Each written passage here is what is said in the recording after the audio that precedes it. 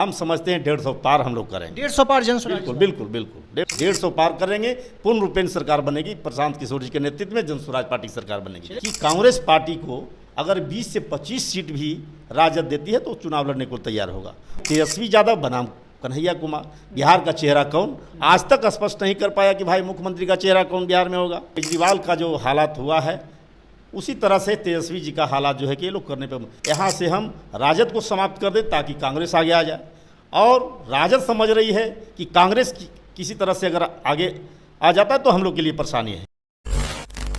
नमस्कार। बिहार विधानसभा चुनाव बहुत ही नज़दीक है और इसी बीच राजद और कांग्रेस के बीच जो सीट बंटवारा है सुर्खियों का केंद्र बना हुआ है, जहां पर एक और राजद कहती है कि इस बार तेजस्वी यादव के भी नेतृत्व करेंगे उनके सरकार की, और दूसरी तरफ कांग्रेस वाले भी इसकी सहमति देते हैं कि तेजस्वी यादव ही चेहरा बनेंगे मुख्यमंत्री पद का। और उसके बाद लगातार कुछ ना कुछ विवाद आप लोग लगातार देख रहे होंगे।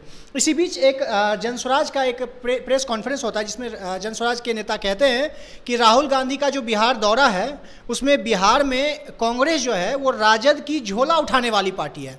उसी को लेकर के अभी हमारे साथ डॉक्टर अमित पासवान जी हैं। इनसे हम लोग जानकारी लेंगे कि ऐसा क्यों कहना है, मतलब राजद का झोला क्यों ढो रही है कांग्रेस, केंद्र में विपक्ष है उसके बावजूद कांग्रेस पे इतना बड़ा आरोप क्यों लगाया जा रहा है। सर सबसे पहले स्वागत है आपका।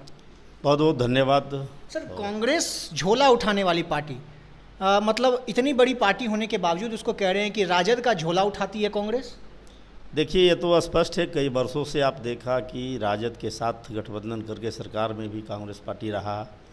कांग्रेस पार्टी को सिर्फ लोकसभा की सीटों से मतलब है, चाहे वह 2-4 सीट मिल जाए राजद के गठबंधन से। आपने देखा होगा कि अभी का जो हालात है हरियाणा में, जिस तरह से समन्वय नहीं बैठ पाया केजरीवाल जी से, तो एक दूसरे को हराने का काम किए, उसका बदला कांग्रेस पार्टी ने दिल्ली में लेने का काम किया।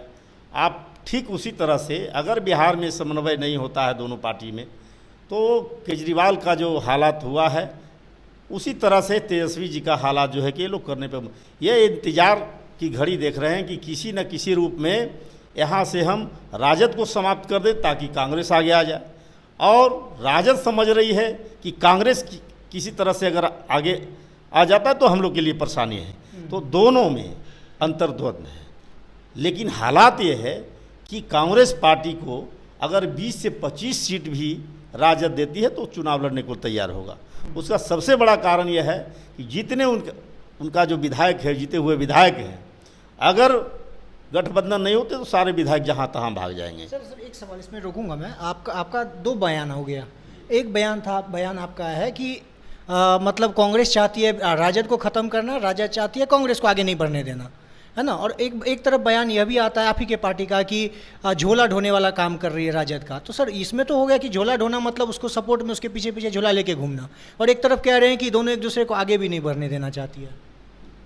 हमने पहले ही कहा कि यह दोनों में द्वंद्व चल रहा है, लेकिन पीछे का हालात आप देखिए, लगभग कई वर्षों का राजनीतिक गलियारे में इनका जो कार्यकाल रहा है, आपने देखा होगा कि एक पिछलग्गू के तौर पर यह काम करते हैं। हमने उसी बात को स्पष्ट किया कि अगर 25 सीट भी देता है कांग्रेस पार्टी को तो चुनाव लड़ने को तैयार हो जाए। लेकिन अंतर्द्वंद चलने का कारण यह है कि आपने देखा होगा कि कन्हैया कुमार जब चुनाव लड़ रहे थे बेगूसराय से, तेजस्वी यादव, लालू यादव जी तेजस्वी का जो है कि पैरेलल ना बन जाए कन्हैया, इस तरह से कन्हैया कुमार को हराने के लिए वह उन्होंने अपना कैंडिडेट दिया और उनको हरा कर यहाँ से भेजने का काम किए। तो कांग्रेस पार्टी भी इस बात को समझ रही है कि कांग्रेस का एक कोई चेहरा बनने देने के लिए तैयार राजद नहीं है।